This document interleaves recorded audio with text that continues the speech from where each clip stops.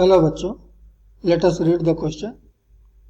A proton beam passes without deviation through a region of space where there are uniform, transverse, mutually perpendicular electric and magnetic field with E and B. Then the beam strikes a grounded target. Find the force imparted by the beam on the target if the beam current is equal to I. यहाँ जो की concept है जिससे कि हम question solve करेंगे वह है नंबर 1 लॉरेंज फोर्स,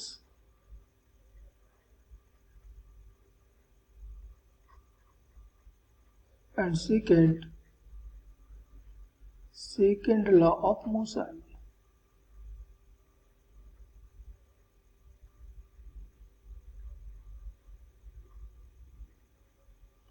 ये दो कॉन्सेप्ट यूज करके हम क्वेश्चन सॉल्व करेंगे. अब हम कुछ डेटा एज्यूम कर लेते हैं. पहला, mass of each proton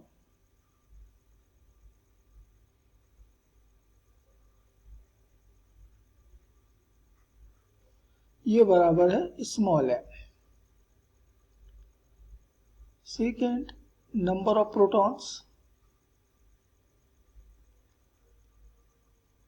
striking the target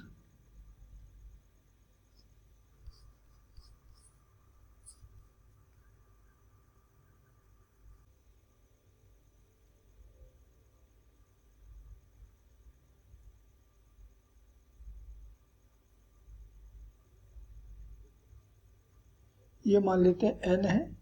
एक सेकेंड में जितने प्रोटॉन हमारे टारगेट्स को स्ट्राइक कर रहे हैं, टारगेट के ऊपर गिर रहे हैं, वो उसकी नंबर यहाँ पर मान लेते हैं n. And charge of each proton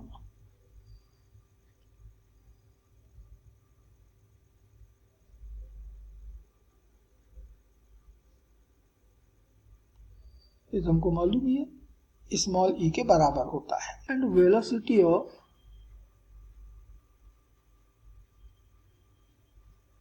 proton भी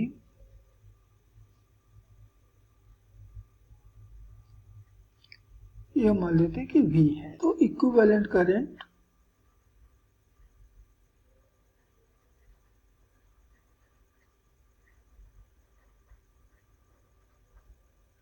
I ये बराबर होता है rate of flow of charge Q/T. एक सेकेंड में हम कह रहे हैं n प्रोटॉन जा रहे हैं, तो n प्रोटॉन जो चार्ज कैरी करेंगे वो होगा ne. टाइम यहाँ पर हमने एक सेकेंड लिया. And therefore n is equal to the number of protons striking the target per second is I/E. इतने प्रोटॉन एक सेकेंड में हमारे टारगेट के ऊपर गिर रहे हैं. तो मान लेते हैं कि हमारा टारगेट है और ये प्रोटॉन बीम है. ये प्रोटॉन बीम जब टारगेट से जाके टकराता है तो वहीं रेस्ट में आ जाता है, यानी अपना सारा मोमेंटम लूज कर देता है. और वो जो मोमेंटम लूज करता है वो टारगेट को मिलता है.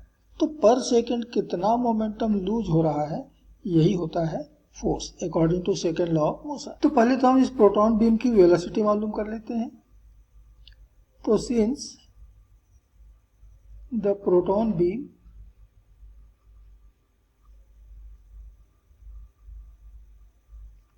is moving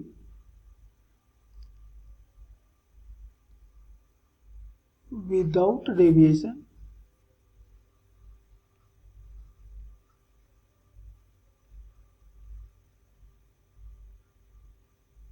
therefore the magnetic force applied on the proton ये ठीक बराबर और अपोजिट होगा electrical force applied on the proton. तो प्रोटॉन पर अप्लाई होने वाला मैग्नेटिक फोर्स है EVP. E हो गया चार्ज, V वेलोसिटी और B मैग्नेटिक फील्ड. ये लॉरेंज फोर्स हमको मालूम है.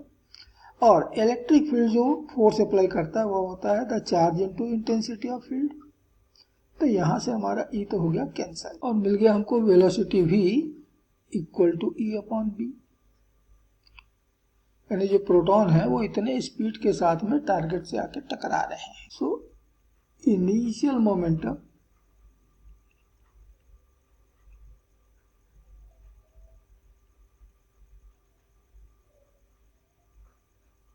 of protons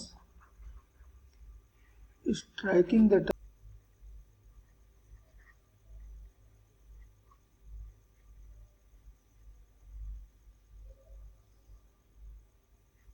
पर second.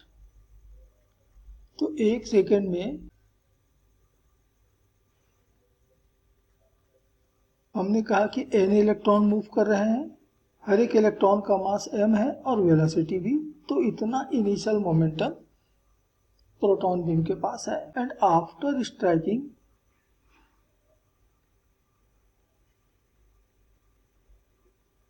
The final momentum,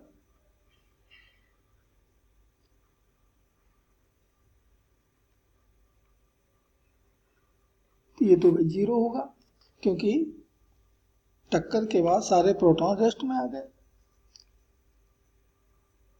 and therefore force applied on the target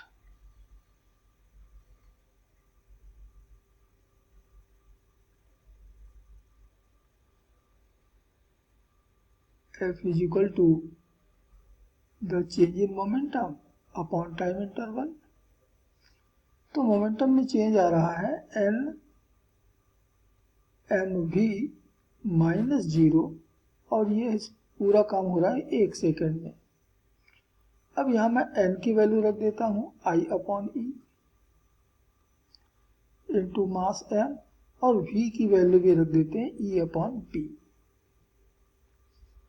तो फोर्स लग रहा है टारगेट के ऊपर I m E capital upon small E B. तो इतना फोर्स टारगेट के ऊपर प्रोटॉन बीम ने अप्लाई किया हुआ है। And this is final answer of this question. Hope you understood it well. Best of luck.